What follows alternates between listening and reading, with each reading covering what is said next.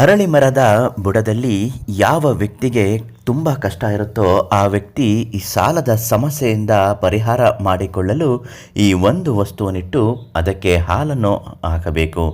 ಆ ವಸ್ತು ಯಾವುದು, ಅದರಿಂದ ಯಾವ ಯಾವ ತೊಂದರೆಗಳು ಪರಿಹಾರ ಆಗುತ್ತೆ ಮತ್ತು ಸಾಲದ ಸಮಸ್ಯೆಗಳು ಎಷ್ಟರ ಮಟ್ಟಿಗೆ 18 ದಿನದಲ್ಲಿ ತೀರುತ್ತದೆ, ಇವತ್ತಿನ ವಿಷಯದಲ್ಲಿ ನಿಮಗೆ ತಿಳಿಸಿಕೊಡ್ತೀನಿ. ಅದೃಷ್ಟ ಧಾರೆ ಫೇಸ್ಬುಕ್ ಪೇಜನ್ನು ನೀವು ಇನ್ನೂ ಫಾಲೋ ಮಾಡ್ತಿಲ್ಲ ಅಂದರೆ ಮೊದಲು ನಮ್ಮ ಪೇಜನ್ನು ಫಾಲೋ ಮಾಡಿ. ನಿಮ್ಮ ಕಷ್ಟ ಸಮಸ್ಯೆಗಳು ಏನೇ ಇದ್ದರೂ ಶಾಶ್ವತವಾಗಿ ಪರಿಹಾರ ಆಗಬೇಕು ಅಂದರೆ ಈ ತಕ್ಷಣ ನೀವು ಪ್ರಧಾನ ಅರ್ಚಕರು, ದೈವಜ್ಞರು, ಪ್ರಧಾನ ತಾಂತ್ರಿಕರು ಕಾಳಿಂಗರಾವ್ ಗುರುಗಳಿಗೆ ಒಂದು ಕರೆ ಮಾಡಿ. ಅವರು ನಿಮ್ಮ ಪ್ರತಿಯೊಂದು ಸಮಸ್ಯೆಗೂ ಶಾಶ್ವತವಾಗಿ ಪರಿಹಾರವನ್ನು ನೀಡುತ್ತಾರೆ.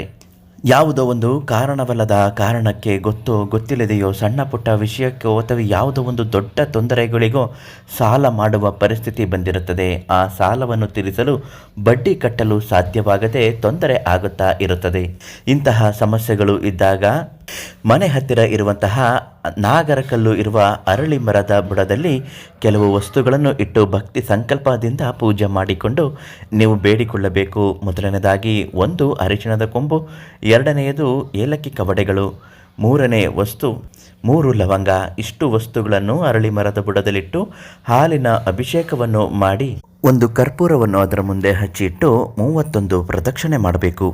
ನಿಮ್ಮ ಕಷ್ಟಗಳು, ಸಾಲದ ಸಮಸ್ಯೆಗಳು ಮತ್ತು ಇನ್ಯಾವುದೇ ತೊಂದರೆಗಳಿದ್ದರೂ ಬಗೆಹರಿಬೇಕು. ಮದುವೆ ವಿಚಾರದಲ್ಲಿ ಅನುಭವಿಸುತ್ತಿರುವ ತೊಂದರೆ, ಕಷ್ಟಗಳು ನಿವಾರಣೆ ಆಗಬೇಕು. ಮಾಡಿಕೊಂಡಿರುವ ಕೋಟಿ ಸಾಲಗಳು ತೀರುವಂತೆ, ಧನ ಆಕರ್ಷಣೆ ಆಗುವ ಹಾಗೆ ನೀವು ಮಹಾಲಕ್ಷ್ಮಿ ಮೃತ್ಯುಂಜಯ ಮಂತ್ರವನ್ನು ಮತ್ತು ಮಹಾಲಕ್ಷ್ಮಿ ಕುಬೇರ ಮಂತ್ರವನ್ನು ಹೇಳಿಕೊಳ್ಳಬೇಕು.